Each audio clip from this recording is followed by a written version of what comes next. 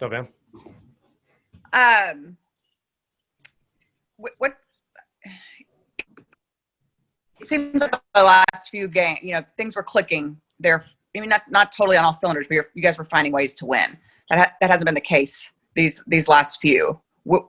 Where are you as far as, what this team is as a whole and what you've got to do to get it back on track? Yeah, I think when we were winning games before, it was still not clean. And that's where I was kind of obviously concerned. And, a lot of our staff, we had to clean a lot of these things up. So, obviously our pitching has been getting roughed up a little bit, especially early in the game. We're hoping we can kind of right that ship and get back to just playing clean baseball, making the pitches when we need to. And listen, if we get beat, we get beat. But, we're kind of shooting ourselves in the foot in a lot of ways in some of these innings and in some of these games. And when you fall behind by a lot of runs, it kind of takes you out of your offensive approach. And we really can't attack the opposing pitcher the way we would like to. So hopefully we can get, we got our big fella on the mound, and hopefully we can get him to roll off some zeros to give our offense a chance to kind of hit the scoreboard first. No Elvis again today. Is he not right? He's actually pretty good today. I think he could play today. The last couple of days, I guess yesterday he was pretty sore. Today he's going to have like a full workout day basically, where he runs, hits, catches, does everything as if he was playing, maybe a little bit more intensity in his practice, so that way he can play tomorrow. So I fully expect him to be ready to go tomorrow as if nothing was wrong. Obviously, shit happens during the season, right? Like injuries, stuff. But when you look at the way this team was built around that starting rotation and the fact that you just haven't gotten a ton of consistency out of that, how difficult is that to have to adjust so big, in an area where you thought you were going to be so strong? Yeah, I think you said it best, and I'm not going to repeat what you said, but that's exactly what you have to deal with in an MLB season. And, in a 60-game season, it just, maybe puts a little more stress on it. But, these guys are still there. They're still here. Like, obviously, Jordan and Mike are gonna be in the rotation. We're going to expect them to kind of pitch well down the stretch for us. They're obviously really in tune with trying to figure things out and trying to pitch better, and that's all we can ask. We are where we are. We still expect that to be our strength, but we also got to contribute offensively and obviously play better defense and, try to hit all aspects of the game so we can, be more competitive on a daily basis. That's it for me. Hey, other questions? Let's go to Evan Grant. There's a lot of enthusiasm in the way he called on me. A lot of enthusiasm. What do you got? What have the last 72 hours been like just in general for you in terms of kind of being thrust into a spotlight over this position? Yeah, it's been interesting to put it mildly. I've had a lot of reflection on the way things kind of went down. And the one thing I do want to say is, nobody likes, being in the spotlight and, having their character attacked, for something that, I stand for. I've always played, coached, managed this game, like with the highest amount of respect for the game. And that's all I do. Now I'm not afraid to look at things, in a different way than I believe. And I think that's where we're at. The way the game is now, I'm totally fine with it. Like moving on, if we have to make an adjustment as a group and say that, specific situation no longer disrespects anybody, then that's how we're going to play. I mean, I'm fine with that. I'm totally fine with that. I love this game and it's given me everything that I have in my life. I respect the game, and that's all it's ever been about. It's just holding to the integrity of baseball. Like, I love the game in the past. I studied it. I listened to people, I was brought up in the game. I listened, intently to their, advice, the way the game was, supposed to be played. Those are all being challenged, and that's fine. I'm totally fine with that. And if playing the game a certain way is not disrespectful, then that's how we're going to do it. Like, it's okay. And we didn't get a chance to talk to you after the news came down yesterday.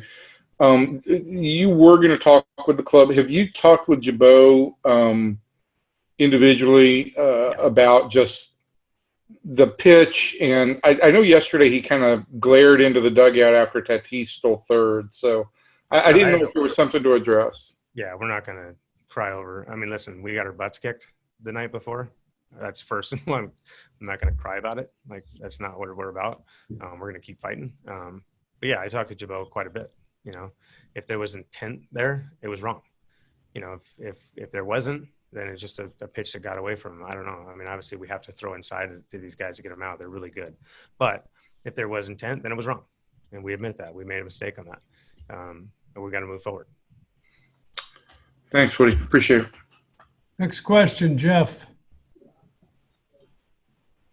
In yesterday's game, I think it was Joey's first at bat. Machado, the third baseman, caught a fly ball in the right field corner. I think that kind of speaks to the luck Joey has at times, or the lack thereof. I've never seen that before. Yeah. What do you tell him? Or I'm sure he's dealt with it enough, but how does he keep from going completely insane? Yeah, that was a tough one. That was a for sure double, basically, because Will Myers was nowhere near that ball. I mean, it was going to drop 10 or 15 feet away from him. But, I mean, Machado was 10 or 15 feet away from the wall, you know, when he caught that ball. I've never seen, you know, he got a really good jump on it as soon as the ball was hit. And the way he caught it was incredible. So I don't know what to tell Joey. Like, you just, you know, obviously he doesn't – I don't want him to get caught up in, okay, I got to hit every ball at the ballpark to get a hit. I like where Joey's at right now. He was on a little bit of a tough stretch there, you know, before in the Colorado series, but he's kind of righted the ship and he's having quality at bats. Obviously hit a big homer yesterday. So we just need him to continue to do that and understand, like, his production comes from obviously the fear of the long ball, obviously hitting the long ball, and just, you know, being that centerpiece in the middle of our lineup. All right. Thanks, Chris. PR. Could you elaborate, please, sir, on exactly what happened with Elvis and how long this condition has been bothering him, please, sir? I don't know. I know I told him he was getting the day off the first day at home. And, you know, he obviously wanted to get his back checked. It was a little sore. He hadn't complained about it, and he knew he was getting the day off. So he went in and, you know, tried to figure out if there was something he could do for it. So, you know, we felt a couple of days, you know, he was just getting the day off before, but now it's turned into, you know, a couple of days of, you know, because of his back. So he should be fine tomorrow. I think he's dealt with this in the past. You know, he gets regular adjustments to try to, you know, reset his back. It's an issue he just plays through most of the time. But since he wasn't playing that day, he kind of had it evaluated basically. And, you know, now he feels like we're better off after a couple of days off and some treatment. Is Trinos on the road trip? No, he's not. Is there anything without getting personal, is there anything you can elaborate what's going on with Nicasio? I can't. It's a personal issue, and I don't want to break his confidence in that. Okay, that's fine. That's good. Sam. I think you mentioned last week with Joey, one of his kind of issues was he couldn't, like, pull the trigger a little bit. How is that something that you can kind of, like, fix, or did he fix, or just on that specific issue, how he addressed it? Yeah, I think he just, you know, in game, sometimes, you know, he places so much emphasis on the strike zone, which has made him an elite hitter.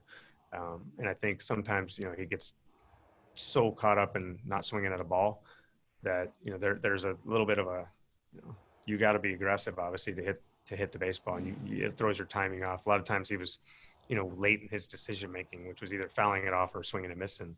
And then when you come to the idea that you can't pull the trigger, you know, sometimes you just got to let it fly.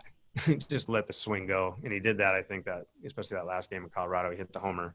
You know, he took a couple of good swings, fouled him off, and felt kind of normal again. And that kind of reset him. With the catchers, it seems like you're going back and forth, you know, each day. Do you think that there's one that could be pulling ahead of the other, or do you want to have that kind of play out? I kind of want to see Trevino, to be honest with you. I mean, I have an idea of what Mathis can do, and I do think it's unfair to put Mathis in there too many times just because he's not really built up. He keeps himself in great shape, clearly, but I want to see what the kid can do, man. He's probably going to play the next 2 games, so I would say, you know, out of 4, you know, he's going to play 3 out of the last 4, and then we'll go from there. Thank you. Other questions for Woody? Anything else? Alex. throughout the course of the season, you have pinpoint vital games. Would you consider tonight's a vital game with the way the bullpen has been used, and you have your ace Lance on the mound? Yeah, I think so. I think, it's obviously Lance has been our best pitcher, and he's been one of the best pitchers in baseball. Now, we have to pick him up at times because, nobody's infallible. So it's not like he's going to go out there and throw 9 innings scoreless every night. So I expect him to have a good outing. That's what Lance does. But I would love for us to kind of offensively pick him up, put some runs on the board early to kind of give him some less stressful innings than he's kind of used to throwing, because every game I feel like he throws has been close. And then on top of that, continue to just move forward and pick the rest of our pitchers up. He hasn't had much run support throughout. I mean, if you're going back to last year, last 14, 15 starts, does the pressure from the offense, are you noticing any of that pressure since he hasn't had much run support? I think that happens to a lot of great pitchers, to be honest with you. You see DeGrom a few years ago when I was in Seattle, Felix Hernandez, we literally could not score a run for him. So I don't know. I don't know why that is. I think, that sometimes if you score a lot of runs for a guy, then you feel really confident you're going to score. Sometimes it gets in your head as an offense to say, okay, we haven't scored for this guy. You don't score in the first, second, third inning, and it starts to build up that momentum of negativity. Shoot, I don't think we can score. So, that's why I'm saying it's important for us to go out early and kind of get out there and get off to a good start tonight. Thanks, Woody. A couple more. Rick? Yeah, hey, Woody, wanted to ask you about Danny Santana. You got him at first base again. Where is he as far as his arm strength and you feeling comfortable with putting him back in the outfield? I honestly think he's a little bit away from that, to be honest. I don't really feel that comfortable unless he can just tell me he's only going to throw 70%. And I just, I love Danny to death, but I just don't know that he could do that personally. So I'm kind of hesitant to put him out there in an emergency maybe situation. I think we'd consider that, but to put him out there on an everyday basis or even semi-everyday basis would be kind of a stretch for me right now. I want to make sure that we take care of that arm. I don't want anything severe to happen to him. Is the arm improving? Yeah, no, he actually feels great. I mean, he does. He feels fantastic, and I want to keep it that way. Thank you. Take 2 more, Eric and then Dave. Hey, Woody, how you doing? Good, E. How you? I didn't see you. Good. I got a couple of questions. First, I wanted to follow up on Santana. The throwing from first base, if he has to turn a 3-6-3 double play, does he have to be careful about not airing it out on a throw like that? I don't think so. I mean, he's made that throw quite a few times now in practice and in his preparation. I don't think it's that big of an issue. He can throw it. I mean, even if he throws 85%, it's still got some zip on it, obviously with his arm. So I don't think that's a big issue. Okay, and then I had a strategy question yesterday. I know you weren't managing, but you were probably scoring along at home or wherever you are. In the 6th inning there, when Trevino came up to bat against the righty, Patino, yep. We could have used Calhoun instead of Trevino, and then they might have brought in the lefty, and then you could have pulled Calhoun back and used Trevino, and he would have been facing the lefty. Did you prefer having him face the right-hander Patino, who was struggling to throw strikes, or were you just trying to save a player and not burn Calhoun? Yeah, I think, Walker and I talked about it. I think it was more to save the player for later. I know he thought it was a big spot, obviously enough to pinch hit. I mean, you could look at it both ways. I wouldn't have been upset if he'd have pinch hit Willie or even Rugi off the bench. Maybe you keep Rugi in there against the lefty because he doesn't really get bothered by him. This year he's been struggling a little bit against lefties, but for the most part in his career he's hit lefties. Willie, you could make the 1-player move or 2-player move to get Trevino in for Willie. So either way, I thought it was fine. At the end of the day, things would have been great if, obviously Trevino hits the ball in the gap right there. Yeah, I mean, I figured if Trevino faces Patino, there's a decent chance he's going to get a walk based on the way things were going on, that you maybe wanted to keep Patino in the game. Yeah. Thanks. Okay, Dave, last one. Yeah, Woody, 2 quick things. Acknowledged the look of the season, it's weird dynamics, intensity. Dave, frozen, breaking up. Breaking up on me, Dave. Uh-oh. I didn't mean to. I don't know if I still am. Try again. You're good now, yeah. All right. Anyway, with the regular season as short as it is, and everybody's acknowledged how weird it is, right, the intensity of every game. Are you surprised at all at how it is felt at this point in terms of the streakiness? Yeah. I mean, I'm just surprised by everything this year. I think 2020 is a weird year, just in general. But I don't think the from game to game. You know, I was more concerned with just our streakiness as a team. That's, you know, aside from like the rest of the league. But I'd like to be more consistent. You know, obviously playing wise, but the urgency that our guys have on a daily basis has not surprised me because we've been talking about it for a long time now. You know, 60-game season, we got to have some urgency every single day. And, you know, these are like basically playoff games to get into the playoffs.